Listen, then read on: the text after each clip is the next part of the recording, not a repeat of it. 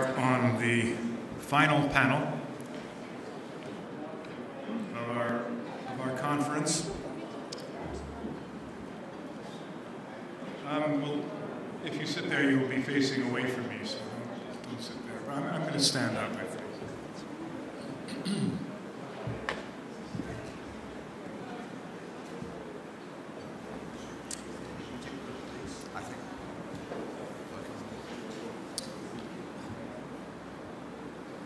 Well, the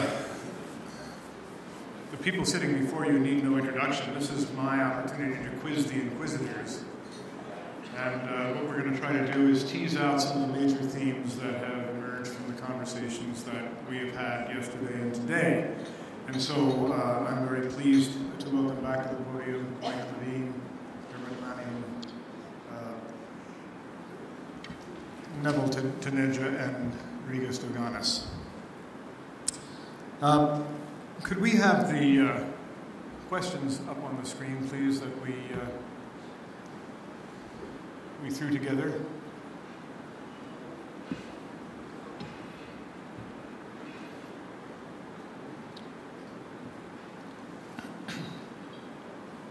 The first topic I wanted to address is one that we really didn't spend a lot of time on, a little bit, but not a lot. And I want to address it only because I think it's an important piece of the puzzle, and I'd like us to at least talk about it briefly.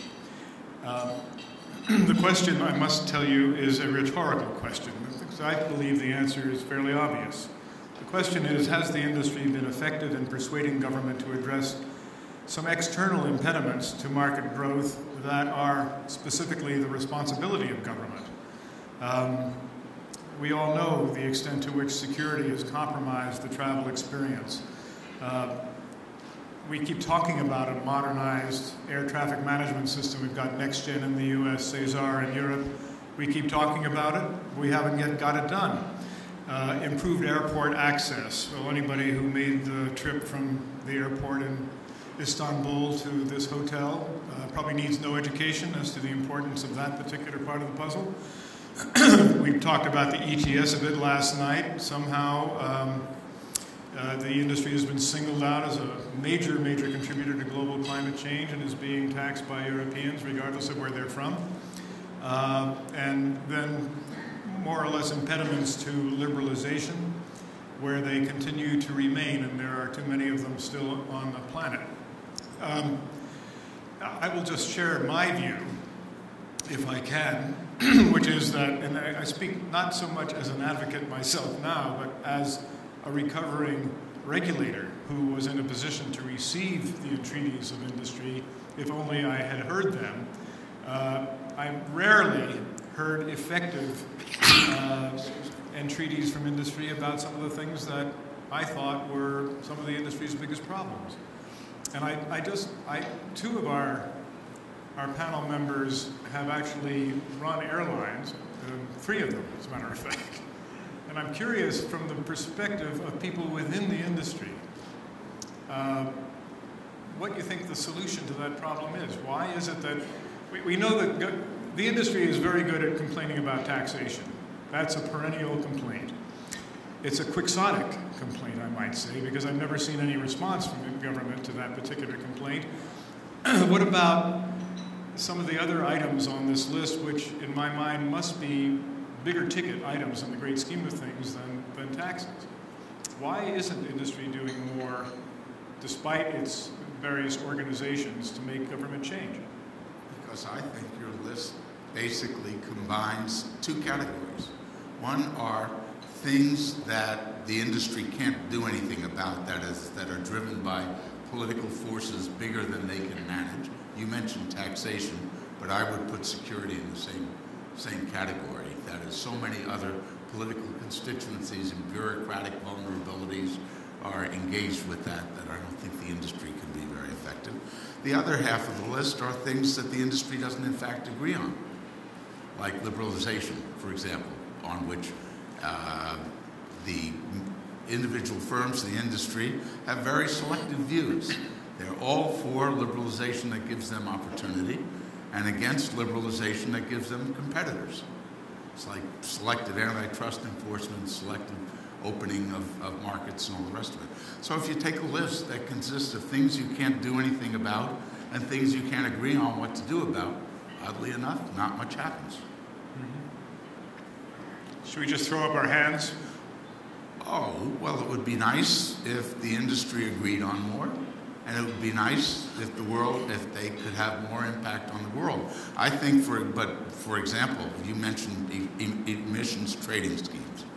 The industry's position ultimately has to be, if everybody else has to participate in an emissions trading scheme, then we don't have a very good case for being exempted.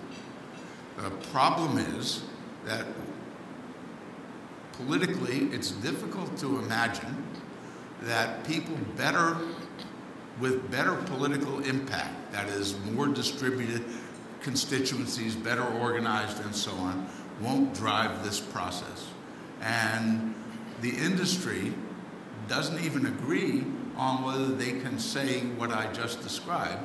Many of them think that they should be able to make a special case that because the industry is such a great contributor to global prosperity, they should be given a pass on a lot of this. I think that's politically extremely unrealistic.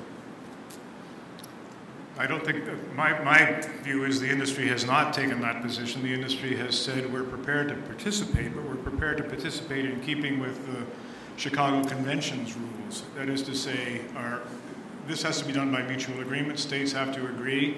You don't control me if I'm coming from another country, another state, and so forth. I agree that many people have said that.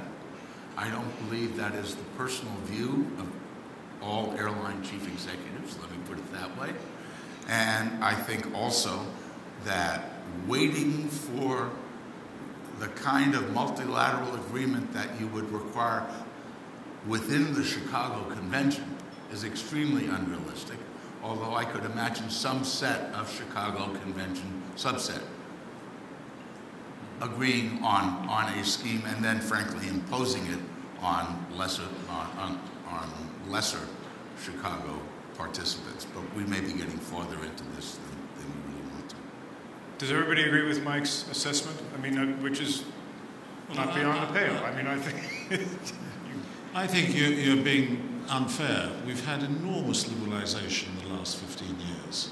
If you realize what's happened in Europe in the last, since the mid-1990s, the agreements made by ASEAN countries with China, the harmonization program carried out by the European Union, there's been tremendous change as far as liberalizations have been concerned. Right. I'm the last person who should argue that we haven't had liberalization.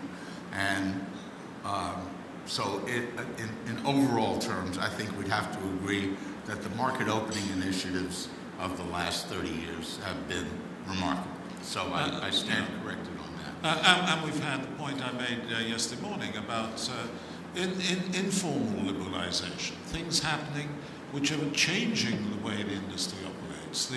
The experiments in South America, Latin America, and in Asia, where you have joint venture companies, the Air Asia companies, the Jetstar companies throughout Southeast Asia, the mergers in Europe which continue to operate. So Swiss is owned by a German company and effectively controlled by a German company, but still uses Swiss traffic rights. There's been tremendous change.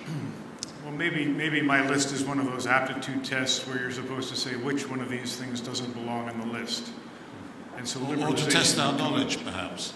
But perhaps can I just say a slightly off message that I'm very pleased to see so many people here on the second afternoon of the conference. The numbers are down, but it reminds me of a situation similar to this. Second day of a conference, the speaker speaking after lunch was rather dull and boring, and the audience gradually filtered out.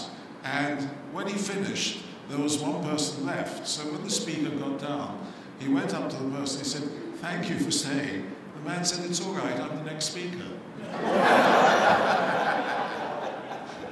Anyway, that's really to say thank you. You must be very keen to be sitting here with us this afternoon instead of sitting outside in the sunshine. Raises an interesting question, Regis. How many of you think you're the next speaker? Yes. On the issue Sorry, Jeff, that was an aside.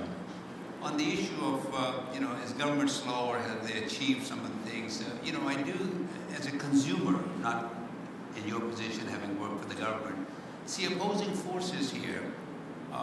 For example, there are people who complain about airport congestion, why aren't they developing and all that. I have been working with airports where to try to expand it, it's impossible because it's the same people saying no, no, no to the runway expansion and whatever it is. So we have, two sides. Same thing with the regulation. Yes, we have liberalization, it's working, but then at the same time, there's pressure on governments brought by the airlines, like in Canada. No, you can't have these people come up here. Somehow stop them. Canada, Australia, whatever. So I'm seeing forces from both sides. So if I was in the government trying to decide, can I go this? It's a difficult position, very difficult position. And with respect to airports, I've been involved in one airport for 15 years, and they still cannot get the runway expanded. Opposition from the local people. And I think if I add to that, the whole issue about emissions trading scheme is really not something that was driven by governments. It was driven by the Green Lobby, and the Green Lobby throughout Europe. So it wasn't a government. The governments finally took the decisions, but in response to a very particular pressure group. And if the industry has failed, it is not in dealing with the governments, but in dealing with particular pressure groups, such as the Green Lobby. Well, I'm not sure I will survive the remark I'm about to make, but in fact there's a very good case for emissions trading scheme. It's not just something invented by green lunatics. Most people think, and I'm talking about scientists and not lobbyists, people I know who are in general skeptical about public policy, that global warming is a problem that is going to hurt a lot of people long run, many of them Bangladeshis who probably can't take much more punishment anyway, and that it is affected by human activity, and that the least intrusive way to try to control it is either with a tax on carbon or a trading scheme. Maybe I just hang around academics too much, but I don't think this is a lunatic position. So the question is, what do you do about it? You're articulating the internationally accepted position, Mike. It's not controversial. The industry itself has accepted that market-based mechanisms make sense. ICAO has enshrined them in a resolution. That's not the issue for the ETS. And I'm also mindful that I don't want to spend a lot of time talking about this, as I indicated. I just wanted to make sure we at least talk a little bit about the extent to which the industry could be doing, in my mind, a better job of advocating things in its own interest. All I'm saying about the ETS is it ought to be a global solution and not a European solution imposed on the rest of the world. Could we have the next slide, please? Unless I can control it here. Or maybe I can. So now we're talking about some of the core issues that we discussed during the panel discussions. And let's turn first to alliances. I think, I can't remember who coined the phrase as big, beautiful. I think it was in the materials. That was mine. Regis, this would have been discussed, I think, during your initial panel. What are the key points that you took away from the discussion that you moderated? I think the conclusion of the discussion yesterday morning on this question, I raised it as big, beautiful. The answer, the consensus seemed to be that big or size is not necessarily beautiful. The key is the quality of management. Large size seems to generate, and large scale, seems to generate significant revenue benefits. The cost synergies are difficult to establish and difficult to quantify. So there's an uncertainty about what the real balance is when you merge KLM with Air France. So there's somebody from that airline here who can tell us. So yes, size is important, but we're not sure whether the synergy cost benefits actually are outweighed by the revenue benefits, because we can't accurately measure this cost synergies. And there are costs, diseconomies because merging actually creates costs. Are you satisfied with that? Well, I mean, in my career, it so happens that I've spent most of my aviation time outside alliances. Emirates, very much independent, unaligned. For Emirates to have been part of an alliance in the early days when I was there in the 90s would have been a disaster. They would have been constrained in their ability to grow. They wouldn't have become what they are now. In my time at Aer Lingus, and you heard from Christoph yesterday, they're out of alliances now and staying out. They were a member of One World when I joined, and we came out. Aer Lingus was about maybe 0.5 to 1% of the overall activity within One World. I was wasting my time attending meetings. I had no say. The only thing that was happening was we were on the receiving end of additional costs and exposure, which was very bad for business. From an RBA point of view, similar story. I don't see a situation where entering one of the global alliances would be helpful. What is helpful, though, and what Emirates and Aer Lingus and Royal and I are doing selectively now, is exploring joint venture type opportunities on particular routes. Could be code share, it could be block share, all kinds of things. That's the sort of thing that works where you have a meaningful say in the dialogue. But if you're small in a global alliance, you've got absolutely no say at all, and you're entirely on the receiving end all the time. Well, there's a dichotomy here, and I think what came out of the discussion in the panel where we had David Barger from JetBlue was that many of the benefits of joining a major alliance can be achieved through what he called open architecture. In other words, doing bilateral alliances of various types with individual airlines that can add to your revenue without generating costs, that can give some of the benefits that you were talking about. But on the other hand, and this is in a sense in contradiction to Dermot's point, there was a feeling that small airlines, small and medium-sized airlines, cannot survive in the long term without being linked somehow to a larger carrier. And I think that places a big question mark over the industry as we go forward. Because does it mean that these smaller, medium-sized carriers, primarily focusing on short haul, are an endangered species? Endangered because they're being attacked by low-cost carriers at one end and being attacked by the large global players when they move into long haul. And though I've asked the question, are they an endangered species? My answer would be yes. Mike, you pioneered an alliance with antitrust immunity back in 1993 with Northwest and KLM. What's your reaction to the issue of the small and medium carriers participating? Well, I think one has to be careful about what one means by an alliance. And so, I mean, a joint venture is an alliance. Northwest and KLM was not big compared to the current Star Alliance, but it wasn't exactly small. It ended up with about 12% of North Atlantic business, which is interesting since between them the parties started with 7% of North Atlantic business. So obviously I have a bias in favor of alliances if what you mean by that is arrangements that are mutually beneficial and governable. And governable is a very key issue. You get 25 airlines in a room trying to agree on what their mutual commercial objectives are. Oddly enough, it will be very hard to get agreement, and it will be very hard to build a deep alliance. So now you have to ask, in effect, whether a code share, lounge agreement, and partial frequent flyer arrangement is valuable. And that's a sort of an empirical question. Clearly for small airlines, as Regis said, the dilemma is that those kinds of scope-enhancing devices are really particularly valuable. On the other hand, they obviously are going to have very little to say in how the alliances run. What saves them is that the alliances are essentially ungovernable at that size. That is, they will never go very, very deep.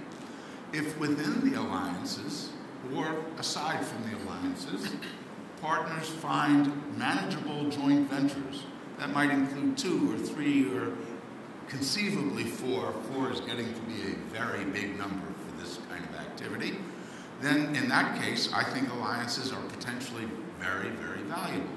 So the answer is very much it depends, and one should focus on the consequences of the internal governance problem of whatever arrangement we're talking about. Yes, Neville. The experience that I have working with the airlines on their alliances or helping them to gen it, I agree with the Regas. Most of the benefit is on the revenue side, almost none of it on the cost side. The degree that exists is very small, very, very small. And the reason, and I've sat in these meetings, the reason simply is that there's lack of agreement to resolve the bigger issues. And I will just mention two. In one, the discussion, this goes back a few years, was that we ought to have one IT technology platform to be able to do it. 16 airlines, people are present there, and they all said, absolutely, we totally agree. Take this one line, and why don't you, the 15 of you, adopt that one? You see what I mean? It's not going to happen. So that's one example. The other example, the real savings are with respect to the fleet, to try to have some sort of a standardization fleet, but it's not going to happen. I mean, we can theoretically talk about it, but it is just not going to happen. And if I may go as far as to say one major aircraft manufacturer, and since there's only two, a group of people from the alliance did go and said, let's talk about it. And they happened to have started from the rear side to go into the cockpit. And the first thing that they came across was the toilets. They could not even agree on how that should be set up. And that was the end of the meeting. Or whether to have any. Well, so the standardization with respect to major things like the IT platform and like the aircraft, that's where the savings are. And it's not going to happen. But there's one quick thing I want to add. The technologists are now saying something different. All right, let everybody have their own IT platform. We will create technology that artificially connects all of them while you still maintain your own system. That is something that might work. That's feasible. Yeah, I think if from a small airline's point of view, the optimum solution, if you can do it, and it's a significant trick to achieve it, is to develop a significant bilateral relationship with another large carrier. Now, almost inevitably, that other large carrier is probably an alliance member, but for the small airline to stay out of the alliance, that to me seems to be the optimum mix. It's not easy to achieve because when you go down that road, the forces will try to suck you further and further into the alliance all the time. But if you can do that, you position yourself to get some revenue benefit and stay away from all the horror show on costs and so on that Nawal has been referring to. Well, looking at this question of, I can almost call it industry structure from a slightly different angle, and focusing on what has been a sort of central theme of this conference, do you see, is it reasonable to think about the bridging of the gap between the classic LCC model, or what we've been brought up to think as an LCC model, and the so-called legacy model? I think legacy increasingly is a misnomer because we all have seen legacy carriers going to hell and back in order to get their costs down with huge difficulty and a lot of pain. What does the industry look like now? Is this bifurcated model relevant in any way today? Yes, Marcus. What I see happening is that on the service side, there's clearly convergence. There's convergence in terms of the a la carte pricing, convergence very often on types of onboard service, on check-in, and all the ancillaries that go around the product. But they are, in operational terms, two distinct products. One is focused on point-to-point, and the other one is focused on a network operation where you feed, because you have to, you feed long-haul operations through collecting traffic in a hub. Those two differences impose certain costs on the network operators, which, and we can go through them if you like, which the point-to-point short-haul operator does not have to meet. Just to give you an example, he doesn't have to worry about transferring passengers and baggage from a short-haul operation to a long-haul. He doesn't have to worry about having banks of flights feeding to and feeding from long-haul banks of arrivals. And that, the network operation has inherent in it costs which inevitably will result in a situation where on its short-haul operations it can match many of the service and product features of the low-cost operator, but will never get his costs low enough to be competitive on cost. Needless to say, I don't agree with that. In fact, the theme of my presentation was to disagree with that. I think that history imposes a big difference on input costs, and that the evolution of the market operates differently with respect to what I'm going to call the revenue proposition. For the revenue proposition, it turns out that markets are forcing a kind of hybridization along the spectrum, as I was arguing, where price and convenience are traded off in various combinations.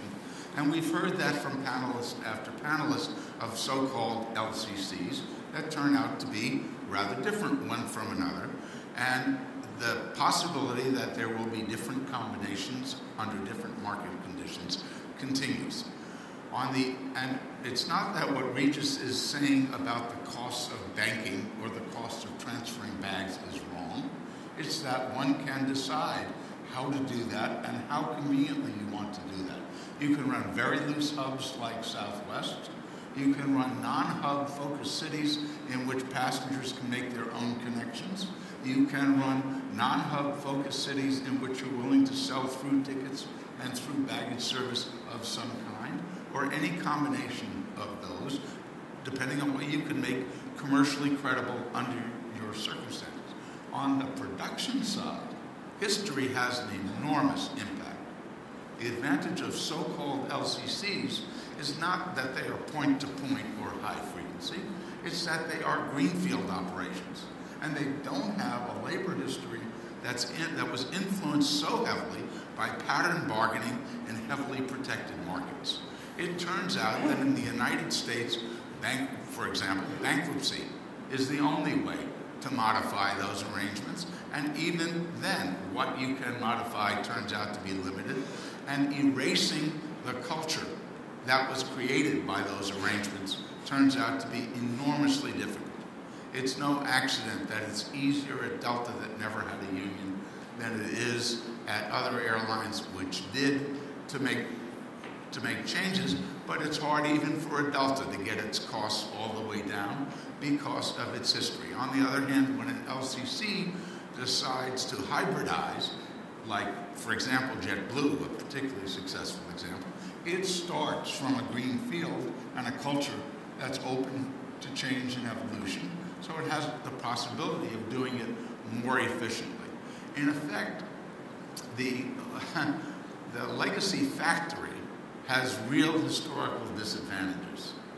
The legacy marketing side, not so much. They have many systems which are quite useful for loyalty programs, for example, and corporate contracting systems and so on that are actually quite valuable from a revenue standpoint. On the other hand, the LCCs, the greenfield operations, do have a very big and potentially quite long-lasting. I mean, Southwest now doesn't look like an LCC. It doesn't look like a point-to-point simplified carrier. It's simpler in some ways than its legacy competitor. But its history simply gives it much more labor flexibility, and therefore it has more productivity, and therefore has lower costs than an airline of its character, which started as a legacy airline would have. So I think the fact is that there are pressures for hybridization. It's easier for the LCC to adapt on the production side. It's very difficult for the legacy carrier to adapt on the production side. On the other hand, clearly legacy carriers are learning from LCCs about things like unbundling and all the rest of it in ways that clearly are producing a convergence. Sorry for the speech. Let me come back to Riga since you just disagreed with him so violently, and then we'll ask the others. Clearly, Mike, we agree that there's a spectrum of convenience price that applies to both sectors of the industry, but I said that is the case. The difference is in their ability to produce at minimum cost. Clearly, the network legacy carriers have historical disadvantages. But let me give you an example of why EasyJet can produce at a lower cost in Europe than Air France, KLM or British Airways. EasyJet flies Airbus 319s on large part of its network. It puts in 156 seats. The average seat density in network carriers in Europe on the same aircraft, Air France, KLM, is about 124. Why is it 124? It's because they have a business class cabin at the front, they have a hot galley because they provide on longer sectors some food or hot drinks. So immediately you have a differential of 30 passengers, 30 seats in the aircraft, competing against each other. Then we find that EasyJet operates 156 seats at 85% load factor, seat factor. Air France, KLM, British Airways operate 124 seats at 75% seat factor. Now, why is their seat factor lower? It's because they have to maintain frequencies in order to feed their hub. They need to maintain business class in order to feed business class passengers on their hub. So you start off immediately with a differential in terms of seat mile costs and passenger mile costs because you have more passengers in the same aircraft, and that gives you a 40% seat cost advantage. Then you add in all the other things, and you can see why it's almost impossible to close that gap if your domestic operations are being used or short-haul to feed the long haul. Well, I don't know if the chairman wants to give me time to respond, but those business decisions, for example, the seating density, the numbers of seats in the airplane have been going up on legacy European carriers as they discover there's not much of a local market for business class, and that they can compromise business class even for their longer haul connecting carriers. So you don't have separate business class unless you count a moving curtain as separate business class on quite a number of European seat, but the reality is they are continuing to operate business class. That is the reality, because the business decision they make is that they have to provide that class in order to get business class passengers on the long haul. The decision is, what does it mean to call something a business class? Do you have to provide a hot galley? KLM doesn't provide hot meals. I fly them because I have a KLM pass. They don't provide hot meals on their intra-European sectors anymore, and they don't have hot galleys, as near as I can tell, on a number of their short-haul airplanes. What some carriers do is clearly causing them major cost problems that the usual inexorable, excruciating pain will force them to face and make tough decisions about. Some managements are blinded by history about what they actually have to do. And I agree that that's a problem. Ultimately, those managers will end up either being replaced, or these airlines will end up disappearing or morphing into something else. I would argue that EasyJet is evolving toward a norm that is in many ways not that different from the norm that, however slowly and painfully, some legacy carriers in Europe are evolving toward and will be forced to evolve toward as time goes on. Neville or Derwent, any? This whole idea of convergence, and within that there are differences, as Riga said, with the lines. I'm looking at it and saying that they're not just converging in the sense that the low-cost carriers are moving towards the product of the bigger, and this way. there is in fact fragmentation going on. Some low-cost carriers are moving towards the legacy carrier type of a product and service, but some are going in the other direction. You know, in the US, Southwest is going this way, but Spirit is going that way. In Europe, EasyJet may be going this way, but Vueling is going that way. So I'm looking at it that we're not just moving this way. It's in fact this group of low-cost carriers, some are going that way and some are going even further. The spectrum to me is widening. It's not shortening, it's widening. I mean, I think for all the reasons that have been mentioned, the LCCs will always have an advantage on cost and cost of production. There's no question about it. What the legacy carriers can do, the only thing they can do, is to drive as much cost out of the business as they possibly can, and then try to command some kind of premium over the LCCs. So whether it's Royal Brunei versus AirAsia, whether it's Aer Lingus versus Ryanair, typically, if you get the branding right and the product right, there is a premium on pricing which the customer is prepared to pay, and you have to try and manage it within that. But you can never get to a point as a legacy carrier, whether you adopt the hybrid model or not, you can never get down to the same production costs of the LCC. Because all of the issues that have just been mentioned are going to kill you. The network, the scheduling, the labour issues, all of those are going to kill you all the time in comparison to the LCC. I agree with that 100%, or 99.9%. The only word I disagree with is never, if you take the long enough view, because when you said otherwise it's going to kill you, yes, some are going to die. And some are dying. Perhaps many. Sure, some are dying. Let's move on to the last discussion, which is really a summary of the panel or panels, I should say, that Neville Taneja ran this morning, and which go to sort of a larger question that we even discussed a little bit during dinner last night under Dermot's leadership, which is what are the prospects for really enhancing the travel experience through cooperation between airlines and airports on the one hand, between cooperation between airlines and technology providers on the other. I asked what I characterize as an impertinent question, and the furious answers I got back persuaded me that it must have been impertinent. Why aren't we trying to grow the pie as opposed to simply figuring out tactically how to elbow the competition out of the way? I was persuaded that there was actually a pretty good answer to the question of how strategic the airlines have been. I'm glad I asked the question. I wish the airlines would spend more time talking about some of those strategic objectives that they're actually pursuing, because I think that's a very important public policy point for the industry to make. But having said all of that, what can we expect in the future? Are we going to see some transformation of the experience that people have at airports through cooperation between airlines and airports? Are there examples of ongoing discussions right now which are intended to produce a different product, a different experience for the passenger who shows up at an airport?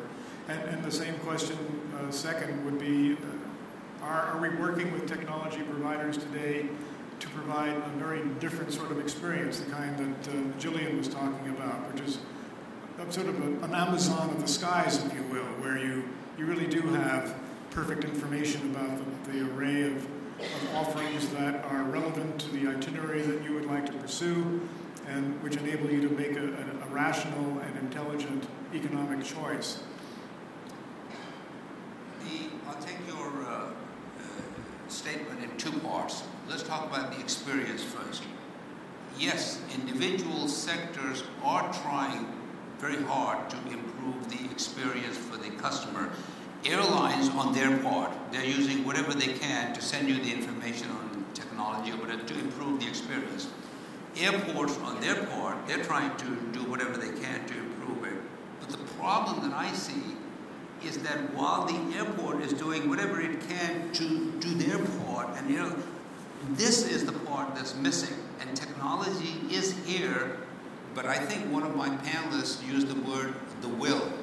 Is the will there, And the reason the will is not there is because we have different objectives. If I'm running an airport and I work with an airport, and these are my objectives, and I work with an airline, these are my objectives, there's no consistency there at all. So at an airport, I'm going to do whatever it is in my best interest. And within that, yes, I will try to improve the customer experience. Sometimes technology is there to make the integration, but it's going to be a long time. I won't use the word never, Mike, but it's going to be a long time before we integrate it to the point. It is going to end up, I know a lot of people don't want to hear about it, but it's going to end up taking an external entity to come in and provide that integrated product or service. Because just the two alone, airlines and airport, I know there are other parties, transportation security, immigrations, and so on. Technology is there, but it's just not being used or deployed, even as an enabler, never mind as a driver of strategy, is not even being used as an enabler. I would make a broader point. We've had, I think, some very interesting discussion.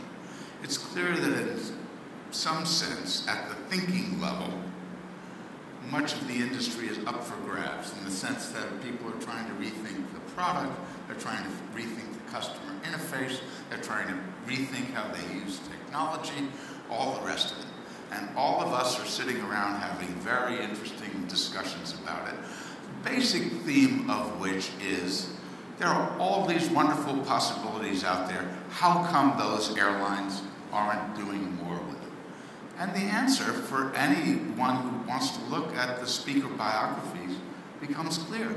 This industry is pitiless and it's uncertain, and airlines die.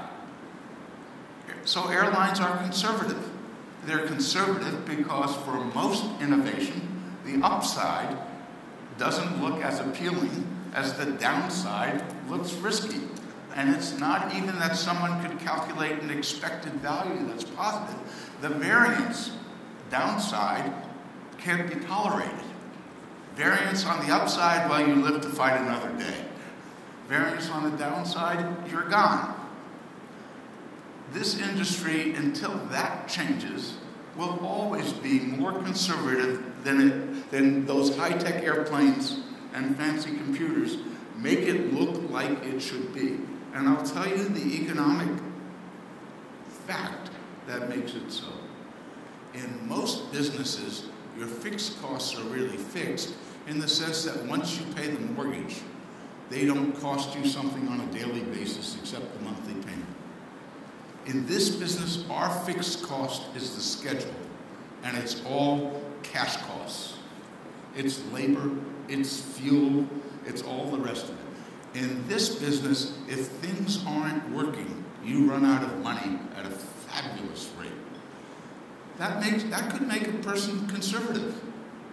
That could make a person not want to jeopardize the cash flow. You could say, well, you can reduce your schedule and all the rest of it, but the schedule is the product you're offering the passenger, along with all the rest of it. And reducing the schedule more than a tweak here or there is a big deal. I asked the gentleman to the right of me. Those of us who have been through that experience know it. Let me push you on that just a bit. Forgive me for interrupting. I mean, just sitting here and listening as a lay person in the audience, never having had the experience of attempting to run or even help to run an actual airline, but listening to a panel that included technology providers, I had the impression that there are these third-party providers out there that have a variety of solutions that are either already pre-cooked or which they're prepared to tailor to the needs of carriers and which they're prepared to experiment with, maybe taking some of the risk themselves. How would you put the carrier at risk by experimenting with what the industry might look like if you actually took advantage of it? Because the experiments can be catastrophic to the airline. Some consultant comes in and sells you on a different way to do something, and your people don't adapt very well to it, so they burn a bunch of customers in the process, or it interferes with your operation in the process. The most telling thing we heard about technology in 2 days was that the gentleman who appeared to be to run the most adaptable and adapted LCC in the world, as near as I can tell, which is JetBlue.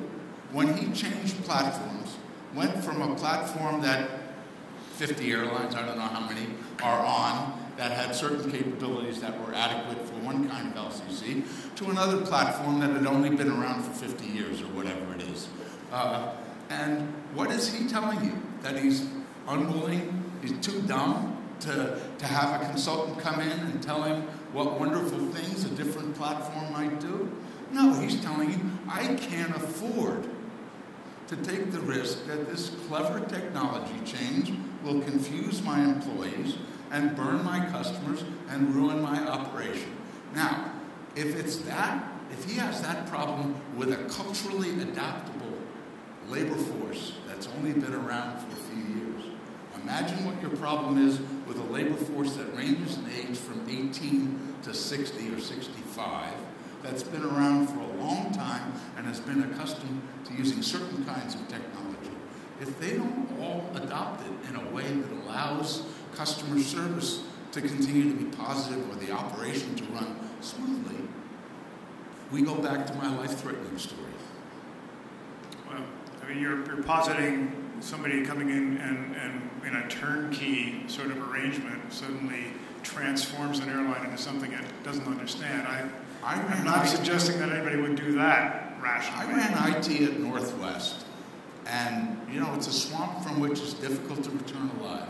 Those were very, very smart people. They were willing to talk about different systems, but as soon as you started to talk about it, you discovered how deeply into the airline these systems reached. And I'm not saying there was no layer of stuff that could be put on top of that, and maybe Neville's right that some of that could come in from outside, but to the extent it really involves changing what you do, turnkey or not, coming in and poking around and doing all that stuff, that has costs.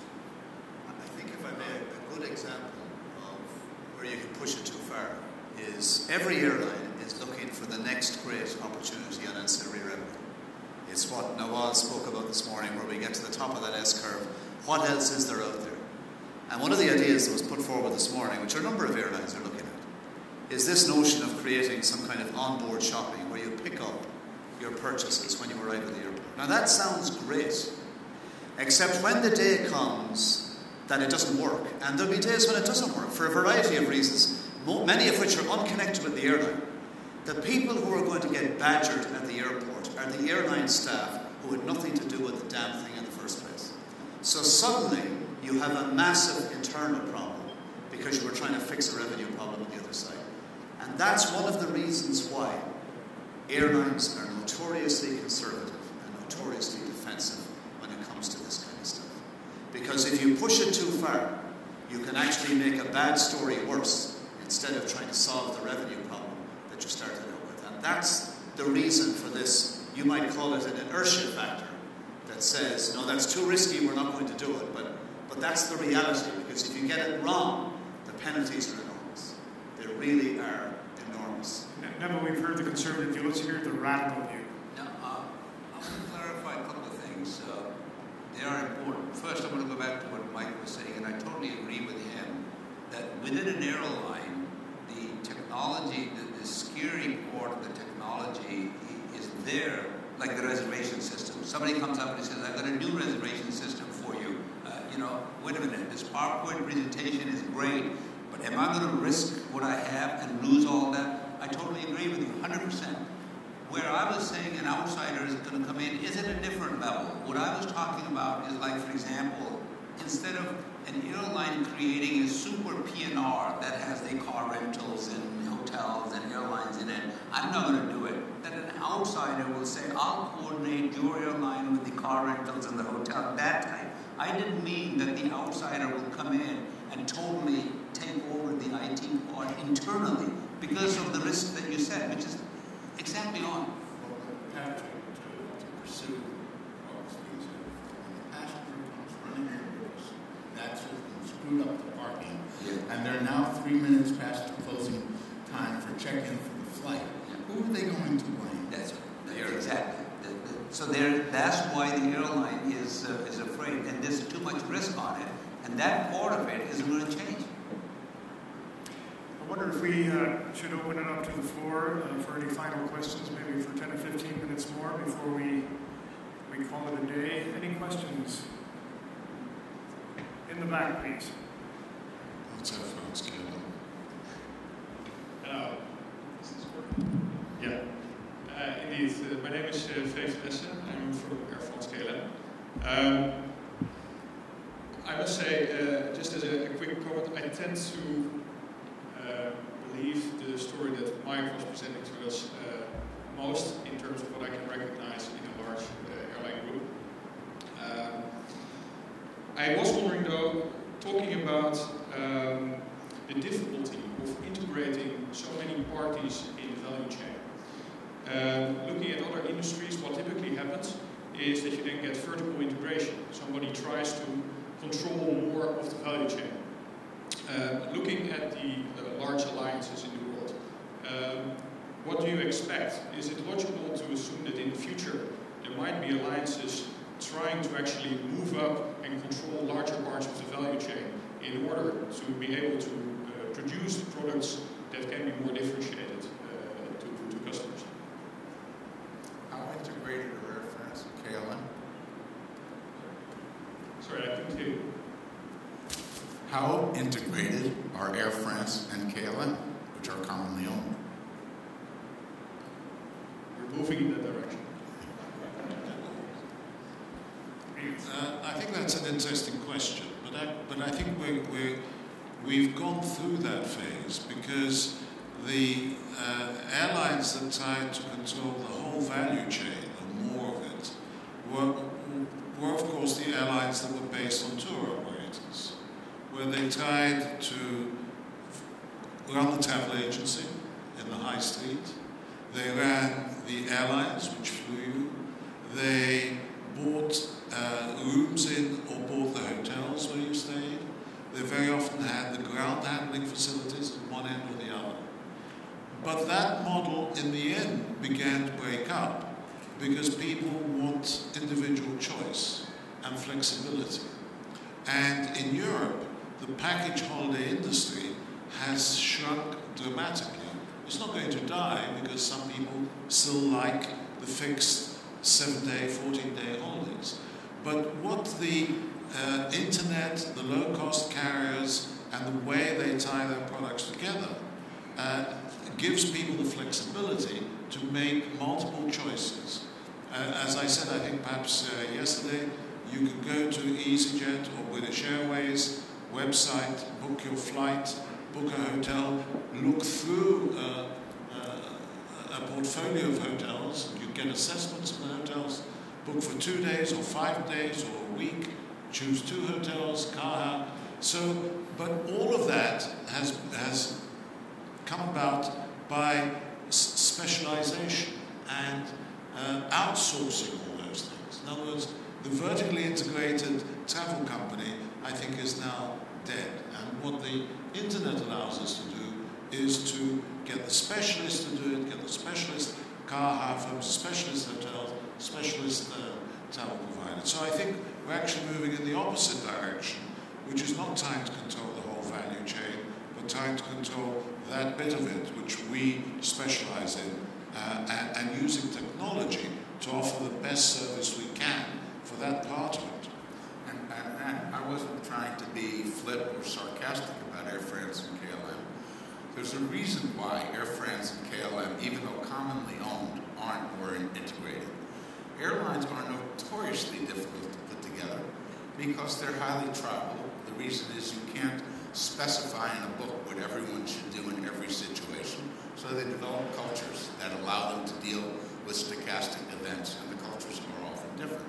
Airline mergers are notoriously difficult. Many more of them have negative NPVs than positive NPVs, even the ones that work in the end if you take the time value of losses and gains into account. So common direction of activities isn't an automatic cure-all. At the risk of being a little ironic, there are limits to the dirigiste model, one of the limits comes when you come into contact with cultures that don't accept dirigisme as a logical thing to do. Other questions back there, please. Anti-Democrats, not so much a question as a comment really about the role of technology. And once again, we've had the line about the swarm from which it's difficult to return. I may be the only active technologist left in the room. On the whole, people in IT are not doing it for fun. They're doing it because your business has asked them to do X, Y, and Z. And then it's asked them to do A, B, and C. And sometimes A, B, and C are not compatible with X, Y, and Z. And it's left to the poor old IT guy to try and sort it out. That happens. These are business issues. Technology, as Cormac said this morning, is the enabler. And so think about what you're asking them to enable. And on that, I'm a bit perplexed also by this talk of super PNRs. It's been possible to book a hotel and a car segment in an airline PNR since at least the 1970s. It's not a technology limitation, it's a business limitation. For whatever reason, the business didn't want to go down that path in a big way, but the technology was there to do it. The GDSs can do it today, they do it very nicely, very handsomely, and that's been available for at least 20 years. So I'm feeling a bit beleaguered, to be honest. We poor technology hacks are trying to serve the business strategies, and it's a bit galling when we get the blame because the business strategies are incoherent. May I ask a question of the questioner? You heard the reason for the resistance. It's that nobody wants to put their already delicate company at greater risk. What do technology providers have to say to that? Is there a way to experiment? Is there a way you can demonstrate the value without putting the company at risk? How do you respond to that? Because it's not an unserious concern. You're absolutely right. And one of the big challenges about technology in the industry is the extreme interconnectedness of the industry. Certainly in the traditional model, where every airline has to be able to interface to every other airline because maybe you'll be doing in-time booking, or you'll be doing ground handling for the other carrier, or whatever. So there is extreme interconnectedness, and it is quite hard to separate out a sandbox to do your experiments. But it's not impossible, and it needs some creativity, it needs some thought, and some investment. And one of the things the industry does, and I alluded to it at dinner last night, is it gets away with the minimum possible technology investment, as it does in other areas as well. The industry is not hugely profitable, and so there isn't that much investment cash sloshing around. But in terms of experiments, might I point out that the US industry in particular engaged in an enormous experiment from about 1999 to 2005, 2006, when it decided to push really hard to put all its distribution into the online direct channels, thereby creating a transparent marketplace in which yields were depressed by far more than the savings and distribution costs. That was an experiment. It was facilitated by technology, and yeah, it was probably our fault as well. Part of the problem within an airline, and Mike will know a lot better than I do, is that it's not just one system. There are dozens and dozens. In a medium-sized airline, I have seen 126 different systems. So if somebody comes up and he says, I've got a new system here, you can't just unplug this and put this in there. They're all interconnected. Departure control, revenue management, crew management, they're all connected.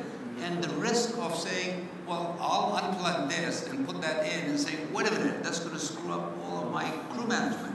That's what I meant by the small. This part of the issue is not good. Nobody is going to come in and say, I'm going to take the whole thing out and give you a whole new one in. 126 in an average airline. It seems we have silos in the swamp. We've got silos in the swamp. Right. That makes it even worse in a way. A swamp with silos is the worst of both. So try and integrate just within airlines, never mind integrating it with airports too. And airports have their own complex systems. I'm just beginning to wonder whether or not the solution is going to come in the form of a new greenfield operator that enters the market in partnership with a technology provider and basically changes the entire game. Talk about rolling the dice, though. I mean, you have to have investors in that situation who are really prepared to lose it all. Other questions, please? We've got about 3 or 4 more minutes. Maybe we don't need 3 or 4 more minutes. We can meditate for 3 or 4 minutes. Sorry? We can meditate for 3 or 4 minutes. We could. I think we have exhausted the subject matter. We've exhausted ourselves, for sure. Let me thank our thought leaders, not just for this panel, but for the yeoman's service that they provided throughout the conference, really driving the conversation in provocative and interesting ways. And to thank all of you, particularly you stalwarts that are here to the bitter end. I'm sorry if you thought you were the next speaker, but there are no more speakers. And Peter, thank you to you and CAPA for bringing us together for such an interesting discussion.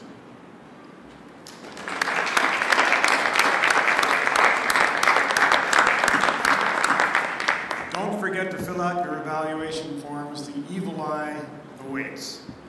Page 7 of your handbook.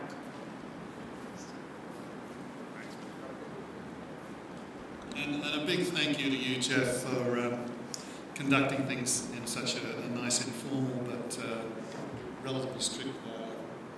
Most enjoyable.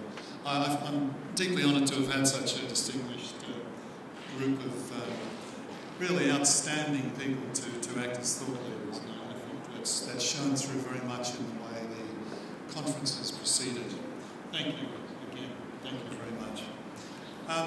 Just a couple of other thank yous I'd like to make too. One of the things you've probably hardly even noticed the audio-visual system here, which is always a good sign because it means it's worked and virtually nothing's gone wrong. Thank you guys. Done a great job. Well done. And thank you to Mark, who's done an awful lot to organise this whole exercise. I don't know where he is, but and also to my own to Mark. Thank you. To my own in-house team who've taken steps that I just cannot believe how efficient and dedicated they are. In awe, I have to say. But particularly Susan and Corin, who've moved mountains over the last few weeks and without a great deal of sleep, I feel. I don't think Susan's in here, is she? She's probably still working. Good on you anyway. Thanks, Susan. Also to the rest of my team, to Bennett, to Derek, without whom nothing's possible, to Campbell and Brendan and Kathy. Thanks, guys. And thank you all for, as Jeff said, the stalwarts. Thank you for those who are not still here for making this such an enjoyable session. We've had a lot of fun, and we hope you'll go away with some good memories of it. Thank you, and I look forward to seeing a few of you tomorrow on the tour, but good return home, and all the best. We hope to see you soon. We hope we've contributed a little bit to your... Oh, I have to say one other thing first. Contributed a little bit to your professional well-being. Let's hope you go away with something useful from here. Talking of going away with something useful from here, we do still have, how many minutes to go? 15 minutes to go in the silent auction. So, you saw the... do you still have the list available of the table? Just very quickly, so you see it. Some very, very valuable air tickets, some priceless aeroplane models, and not the least, CAPA corporate membership, which is even more than priceless. So please make the opportunity to take the last 13 or so minutes to sign up, and we look forward to seeing you again. Thank you very much indeed for your presence and your